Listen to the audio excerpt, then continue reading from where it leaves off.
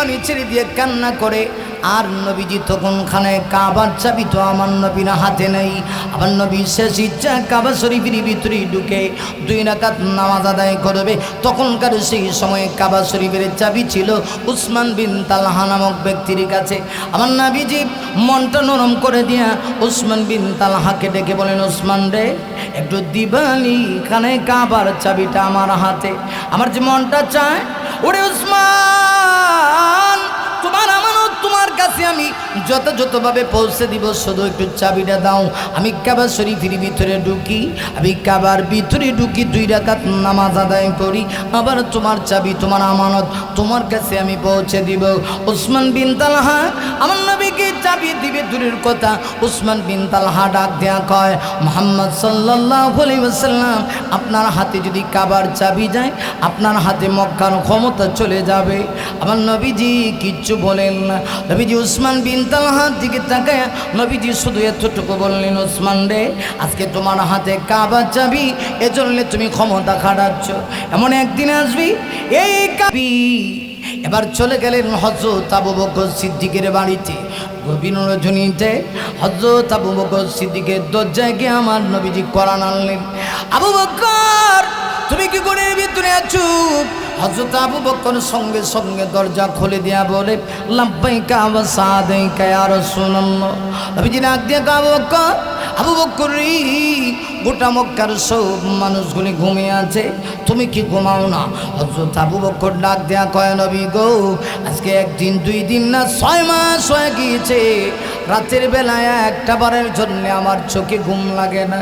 কেন লাগে না রে আবু বকর? হযরত আবু বকর ডাক দিয়ে বলে, ইয়া রাসূলুল্লাহ, 6 মাস আগে না আপনি বলেছেন যেই দিন আপনি মক্কা ছেড়ে মদিনা থেকে হিজরত করবেন, ওই দিন আপনি আমাকে সফর সাথী বানাবেন।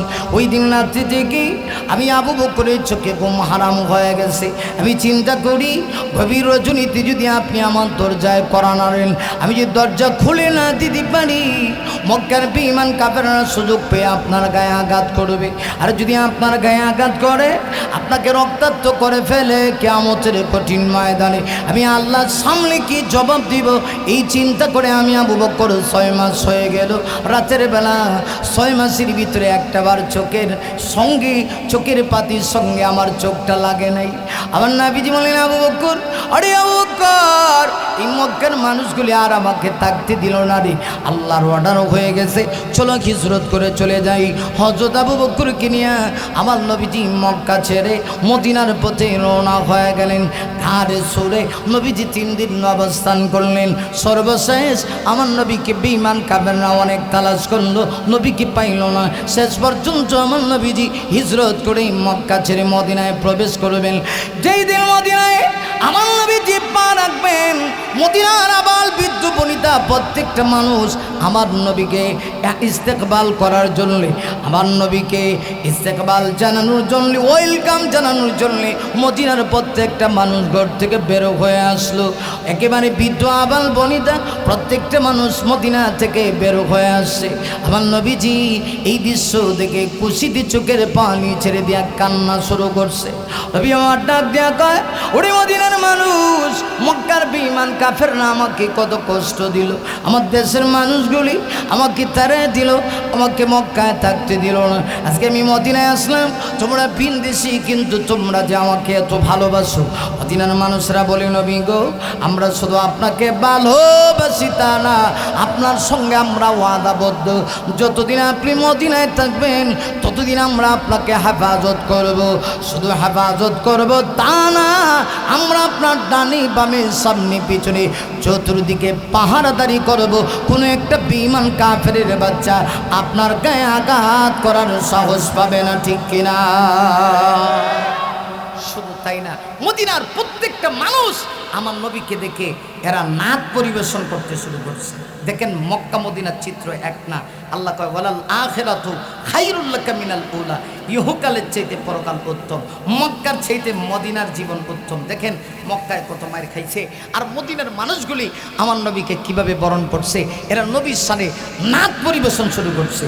তালাল বাদরু আলাইনা মিন তানিয়াতিল বিদাই وجب الشكر علينا مدى لله داعي আল্লাহু আকবার বলেন। আরে মুমিন, আর লম্বা করব না, অনেক রাত হয়ে গিয়েছি, আমি বুঝতে পারতেছি আপনাদের কষ্ট হচ্ছে। মদিনার মানুষগুলি আমার নবীকে দেখে নাত পরিবেশন করে আর বলে, আমাদের মদিনাতে জীবনে কত মানুষ দেখেছি, আপনার মতো এত সুন্দর সুদর্শন মানুষ দেখি নাই। সুবহানাল্লাহ জুড়ে বলেন। কারণ আমার নবী চাইতে সুন্দর আল্লাহ পৃথিবীতে আর কাউকে বানায় নাই, ঠিক কিনা?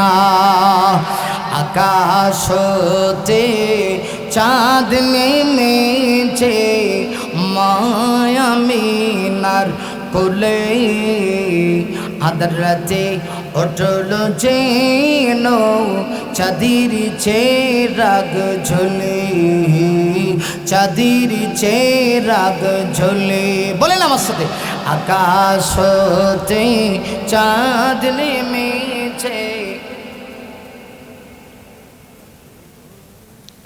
আদার রাতে উঠল যেন চাঁদের চেরাগ ঝোলে, চাঁদের চেরাগ ঝোলে। মারহাবা কর। গুলশানে আজ বুলবুলিরা গাইছে শিরিন কালাম, তমাম জাহান নবীর তোরে, তমাম জাহান নবীর তোরে জানাই লাখো সালাম, জানাই লাখো সালাম। আল্লাহু আকবার। মদিনার মানুষগুলি কয় না, বিঙ্গ আপনার মতো এত সুদর্শন সুন্দর মানুষ জীবনে দেখি নাই, আমরা আপনাকে ছাড়বো না। এই মদিনায় আমরা আপনাকে রেখে দিব, মক্কায় আপনাকে যেতে দিব না।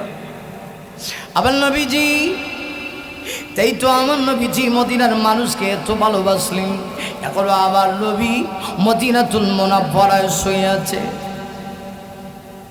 আমার নবী মক্কায় কত মায়ের খেয়েছে, মদিনায় যাওয়ার পরই আল্লাহ ডাক দিয়ে কয়, নবী গো এখন আর মায়ের খাবেন না, প্রয়োজনে মায়ের দেওয়া লাগবে, ঠিক কিনা? আরো জোরে বলো মুসলমান, আরো জোরে আওয়াজ করে বলেন ঠিক না ঠিক? আমরা শুধু ইসলামের এই ঘটনাগুলি শুনি, আমার নবী মায়ের খাইছেন, কিন্তু আমার নবী যে মায়ের দিছে এটা কেউ কয় না, কথা কয় না। আমাদের দেশে ইহুদি আর বেঈমানেরা, খ্রিস্টানেরা, এরা ইসলামের এই ঘটনাগুলি শুই না বুঝে, মুসলমান দুর্বল, এরা খালি মায়ের খা। আরে তোরা জানোস না, আবার নবী মক্কায় মায়ের খাইছি, মদিনায় গিয়া আবার আমার নবী বীর যোদ্ধা, যুদ্ধের ময়দানের সেনাপতি, নবী নিজে মায়ের দিয়েছে। বোঝা গেল দুটোটাই নবীর সুন্নত। মায়ের খাওয়া যেমন সুন্নত, প্রয়োজনে আবার মাথা উঁচু করে বেঈমানদেরকে মাথা উঁচু করে মার দেওয়াও নবীর সুন্নত, ঠিক কিনা? দুটোটাই আমার নবীর সুন্নত, একটা না। আল্লাহ চিত্র পাল্টায় দিছে, মক্কায় মার খাইছে, মদিনায় গিয়া আল্লাহ নবী এখন যদি আক্রমণ করতে আসে, বাধা হবে, প্রতিরোধ হবে। প্রতিশোধ ইসলামে নাই, কিন্তু প্রতিরোধ আছে।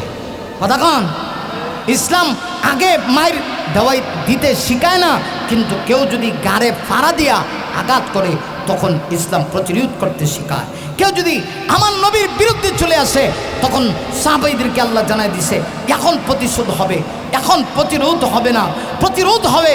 এখন আর আক্রমণ করলে ঠান্ডা হয়ে বসে থাকার মতো কোনো সুযোগ নেই। আজকের ময়দান থেকে জানতে চাই, রসুল যেমনভাবে মাক্কি জীবন অতিক্রম করছে, মাদানী জীবন আসছে, আমাদেরও মাক্কি জীবন যাবে, মাদানী জীবন আসবে। আমরা শুধু মায়ের খাবো না, মায়ের দিব।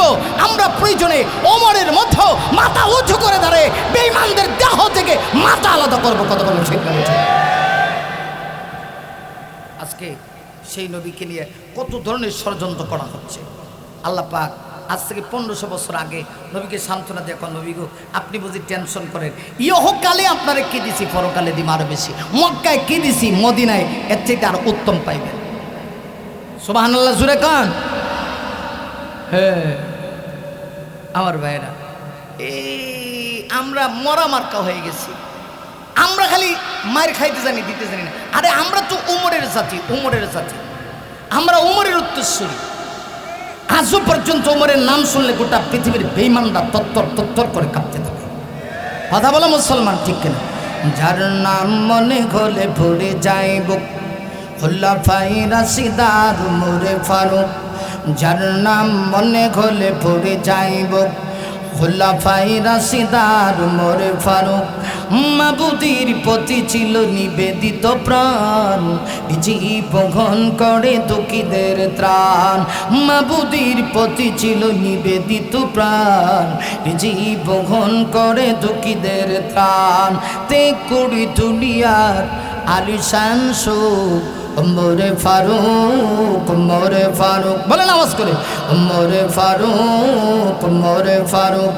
যার নাম মনে হলে ভরে যাইব খুলাফায়ে রাশিদার উমরে ফারুক।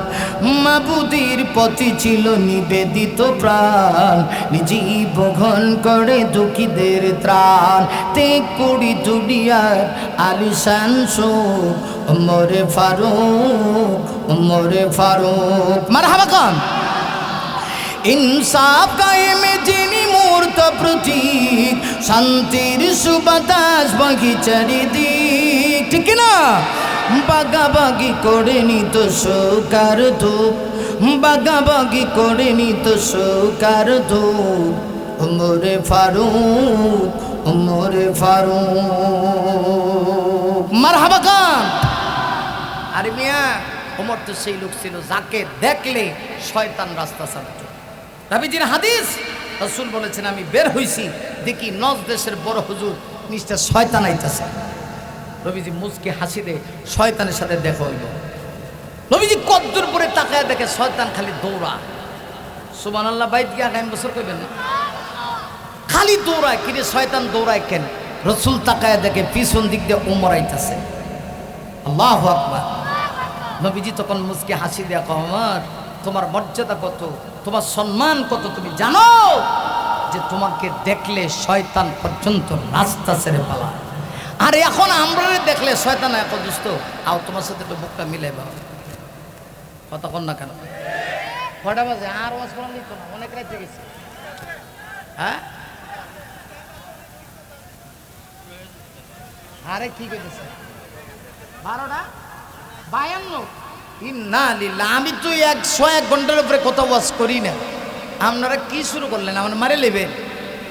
কথা দি করেন না, মারে লিতেন না আপনারা? হ্যাঁ,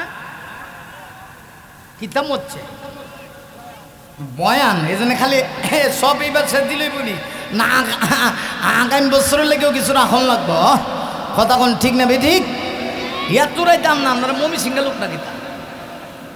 সিরাজগঞ্জ আর মমি সিং তো অনেক ব্যবধান। মমি সিংহে গেলে বউ রাইতে, আপনারাও যে এত রাইতে বাজে দিলেন বুঝলাম না তো কিছু। আমার বন্ধুবর আমিন সাহেব হুজুর, হ্যাঁ 9টা 45 একেবারে জাস্ট টাইম আপনারা দিয়ে দেবেন, জাস্ট টাইম, একেবারে জাস্ট টাইম। কথা বুঝেন না? তা আমিও কেমনে কেমনে জানি বিশ্বাস করে লাইছি, কিন্তু শরীর খারাপ। আইসা আপনাদের এই সিরাজগঞ্জ শহরে হোটেলে উঠছি, গায়ে জ্বর আসছে। তখন কর্তৃপক্ষ আমার খাদেম ফোন দিছে, কার কাছে জানি, উনি কইতেছে 11টা দিয়ে দিন। 11টায় যখন 11টা কইছে তখন আমি বলছি তাহলে 11:30 হইল। কথা কোন ঠিক নেই? এই হলো অবস্থা। তো যাই হোক, তবে আপনাদেরকে দেখে এবং আপনাদের এই পিন পতন নীরবতা পালন করে আজকের মাহফিলে উপস্থিতি এবং বসাটা আমাকে অনুপ্রাণিত করেছে। মারহাবা বলে। এটাই হলো কোরআনের পাওয়ার, ঠিক না বেঠিক? আরো জোরে বলেন ঠিক না বেঠিক? এটা কোরআনের পাওয়ার, কোরআনের অ্যাকশন। এটা গানে গেলে এমন মজা পাওয়া যায় না। কদ্দুর শূন্য ল্যাংটা হয়ে খালি দৌড়া, কিরে দৌড়াস কা? কথা কোন ঠিক কিনা? কিন্তু কোরআন দেখেন, এখানে যদি অন্য কোনো কিছুর আয়োজন হইতো, এত চমৎকার করে কিন্তু কেউ বসতো না। বসতো এত চমৎকার করে? তাহলে আমরা কি কোরআনের পক্ষে না গানের পক্ষে? আর জোরে বলেন, কোরআনের পক্ষে না গানের পক্ষে? গাও বাংলাদেশ গাও, তবে ইচ্ছে মতো গাও। গাও বাংলাদেশ গাও, তবে ইচ্ছে মতো গাও। মন চাইলে নেচে গে জাহান্নামে যাও, মন চাইলে নেচে গে জাহান্নামে যাও, ঠিক না? গাও বাংলাদেশ গাও তবে ইচ্ছে মতো গাও, গাও বাংলাদেশ গাও তবে ইচ্ছে মতো গাও, মন চাইলে নেচে গে জাহান্নামে যাও, মন চাইলে নেচে গে জাহান্নামে যাও। যেমন ইচ্ছা তেমন করে মনের সুখী গান গাইবা, মাঝে মধ্যে তিরিং বিরিং কমর দোলাই নাচিবা, ঠিক না? ভালো লাগে বুঝি তাই এত নাচানাচি, ভালো লাগে বুঝি তাই এত নাচানাচি, এত কেন নাচানাচি জাহান্নামে যাও, এত কেন নাচানাচি জাহান্নামে যাও। গাও বাংলাদেশ গাও তবে ইচ্ছে মতো গাও, গাও বাংলাদেশ গাও তবে ইচ্ছে মতো গাও, মন চাইলে নেচে গে জাহান্নামে যাও, মন চাইলে নেচে গে জাহান্নামে যাও, ঠিক না? আমরা কি জান্নাতে যাইতে চাই না জাহান্নামে? আরো জোরে বলেন, জান্নাতে না জাহান্নামে? এজন্য আমাদেরকে কোরআন শুনলে ভালো লাগে না খারাপ লাগে? আমরা তো উমরের জাতি ছিলাম, যারে দেখলে শয়তান রাস্তা ছাড়ে। সুবহানাল্লাহ জোরে কর। একটা ঘটনা মনে পড়ছে, কইলাই এটা কই ওয়াজ শেষ, এই আরে খালে কর না, এটা কি কিছুরি ফজর মতন কইলে পরে আমি ওয়াজ করামু, এটা কোন কথা কর? এটা এটা দি কোন ওয়াজ? আমি আইলাম, আমি দেখ আশ্চর্য হয়ে গেছি, এটা কি তাকো? আমি কিছু লে মরে দাম গা, আরে এটা কি তাকো? আরে কিতা কই না, আমরা এটা মাথই নি, আমরা কিতা মাতবা 4-5 জায়গার ওয়াজ করে লিতেছি, আজকে এক জায়গা খাওয়া কিছু রইছে দম ফোটা লাগিয়ে দিচ্ছে, তা কিছুরই আপনারা আগে করবেন না, তাড়াতাড়ি করেন। এই শেষ ভাই, প্রতিটা মানুষের একটা, আমি এমনি অসুস্থ লোক, কথা বুঝছেন? আর প্রতিদিন আগামীকালকেও 2 জায়গায়, আগামীকালকে কয় জায়গায়? ওই ময়মনসিংহ শহরে একটা, মুক্তার কাছে একটা, কথা বুঝছেন? শরীরে মানাইতেছে না, সব কিছুর একটা সিস্টেম আছে। যাই হোক প্রিয় ভাইরা, যে কথা বলছি ঘটনা বলে আমার ওয়াজ শেষ, এর ভিতরে তাড়াতাড়ি করে আপনার সিস্টেম করেন। আবার আমার একটা সিস্টেম আছে, এটা কি জানেননি? এটা হলো যে মোনাজাতে ধরাইয়া আমি সিন্নি দিতে রাজি না, কারণ এটা বেয়াদবি হয়, মোনাজাতের সাথে ঠাট্টা হয়, ঠাট্টা, কথা কন না কেন? আল্লাহুম্মা আমিন। তবরকে কটা পড়ছে কুস্তের টুকরা গো আল্লাহ, হে মা বাবা ফেললে কিছু কইব? কিচ্ছু কইতো না, তবরকে পড়ছে কটা, হেটা লই বই থাকবে, কথা বুঝছেন? মিয়া আজকে 1 সপ্তাহ হয়েছে ঘুমাইছি না, একেবারে কোরআনের মঞ্চে বলছি, মনে হয় 1 সপ্তাহের ভিতরে 2 ঘন্টা ঘুমাইছি কিনা, হ্যাঁ আল্লাহ ভালো জানে। এত দূর আর এত জানলি, আর এই বেচারা কয় হুজুর আরো চালায়, মানে হুজুরে মারি লিত। আল্লাহ বোঝার তৌফিক দান করুক, সকালে বলে আমিন। এই আপনারা এমন অবস্থা, বাংলাদেশের সিরাজগঞ্জের মানুষ যে এত ওয়াজের বক্ত আমি জানছি না, আজ গায়ে বুঝছি। মারহাবা কান, আরো জোরে কান মারহাবা। আচ্ছা আমার শেষ কথা, দেখেন আমরা খালি মায়ের খাওয়ার জাতি না, মায়ের দেওয়ার জাতি। আমরা উমরের জাতি, যারে দেখলে শয়তান রাস্তা ছাড়ছে। আর মানুষ তো অসংখ্য মানুষ উমরের দেখলে প্রস্রাব করছে, উমরের দেখে ইহুদি বেঈমান খ্রিস্টান, আজকে আমরা তাদেরকে ভয় পাই, কিন্তু উমরের দেখে হেরা ভয় পাইছে। নবীজি একদিন দেখেন যে একটা পাহাড়, একটা উঁচু টিলা, আপনারা কি তখন পাহাড় নেই না উঁচা টিলা? পাহাড়, হ্যাঁ আমরা সিলুটি ভাষায় কয় উষা টিলা বা পাহাড়। পাহাড় পাহাড়ে গেছে একটা ইহুদি গিয়া একটা জন্তু, মানে হইলো একটা বিশাল বড় হুইসাপ ধরছে, হুইসাপ একটা বিশাল বড় একটা হুইসাপ ধরছে। হুইসাপ কিন্তু লম্বা হয়, বড় হয়। দইরা একটা ব্যাগের ভিতরে ভরছে, বইরা ব্যাগটারে শক্ত করে বাঁধছে, বাইন্দা আমার নবীর সামনে দিয়ে যা। সুবহানাল্লাহ। আচ্ছা আপনারা কোরআন শরীফের আয়াত জানেননি? ওয়ামা আরসালনাকা ইল্লা রাহমাতাল লিল আলামিন।